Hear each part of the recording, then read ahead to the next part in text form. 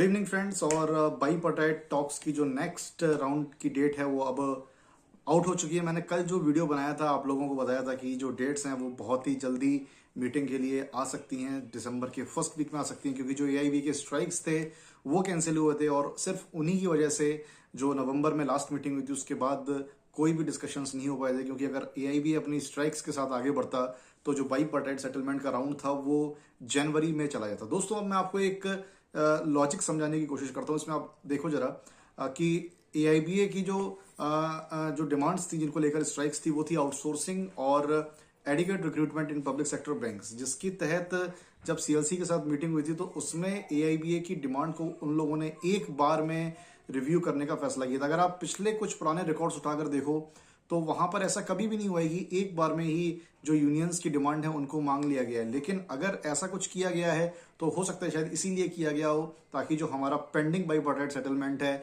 वो जल्द से जल्द आगे प्रोग्रेस करे।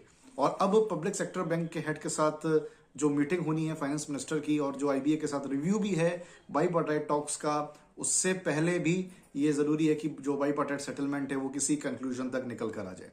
दोस्तों काफी सारे लोग ये होपलेस हो रहे हैं इस रिगार्डिंग कि जो पुराना ट्रैक रिकॉर्ड है उसके अकॉर्डिंग 3 साल 4 साल सेटलमेंट में लग जाएंगे, ये सेटलमेंट अभी नहीं हो पाएगा। तो दोस्तों मैं आपको बता दूं कि तब में और अब में बहुत ज्यादा अंतर है।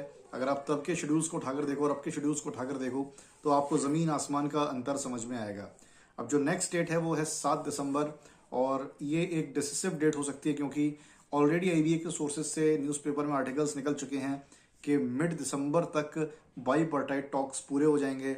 बट मैं मेरे अकॉर्डिंग अगर मैं आपको बताऊं तो ये सेकंड लास्ट मीटिंग है मेरे अकॉर्डिंग, क्योंकि मुझे नहीं लगता कि इस मीटिंग में बात बन पाएगी, क्योंकि आईबी अपना कुछ और ऑफर देगा और शायद वो 1% और इंक्रीज करें या हो सकता है वो 2% इंक्रीज करें, 18 तक आ जाएं। और अगर 18 तक आते हैं तो ये एक मोरल विक्ट्री होगी यूनियंस के लिए कि वो 18 तक, हालांकि ये सुनने में बड़ा ही कम सा लग रहा है कि 15 और 18 सिर्फ 3% की बढ़ोतरी लास्ट टाइम के कंपैरिजन में, लेकिन अगर वो फिर भी 18 तक आते हैं तो एक मोरल विक्ट्री है। उनको एक्सटेंड कर सकते हैं हम लोग 20 तक और 18-20 यही फाइनल वैल्यू है जो कि हमारे सेटलमेंट में होने जा रही हैं। और ये शायद सेकंड लास्ट राउंड रहेगा और जो लास्ट राउंड मीटिंग का रहेगा वो हो सकता है शायद 14-15 में हो और वहां तक हमारा जो बाईपार्टाइट है वो फाइनल हो जाए।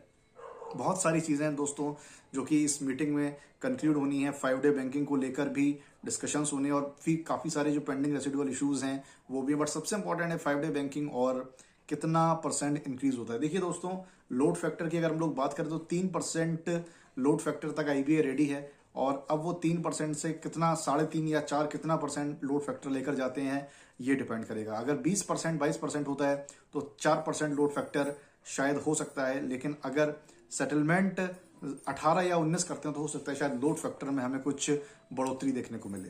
तो अब सब कुछ यूनियंस के ऊपर है कि वो कितना ज्यादा आईबीए को प्रेशराइज करके और सेटलमेंट को एक अच्छा मोड़ दे सकते हैं, एक हिस्टोरिकल सेटलमेंट ये कर सकते हैं हम सभी बैंकर्स के लिए, क्योंकि मुझे नहीं लगता कि इससे अच्छा समय अब सेटलमेंट के लिए चल रहा होगा। तो दोस्तों 7 दिसंबर को देखते हैं क्या होता है मीटिंग में। जो भी डिस्कशंस होंगे, जो भी कंक्लूजन्स होंगे मीटिंग के, वो मैं आपके सामने लेकर आऊंगा। फर्दर अपडेट्स के लिए आप लोग बने रहिएगा मेरे साथ। उम्मीद करता हूं आपको ये वीडियो पसंद आया होगा। चैनल पर नए हैं तो चैनल को सब्सक्राइब करना मत भूलिएगा, बेल आइकन को प्रेस करिएगा और वीडियो को लाइक जरूर करिएगा। मिलता हूं आपसे अपने अगले वीडियो में, अपना ध्यान रखिएगा। Thank you so much for watching my video.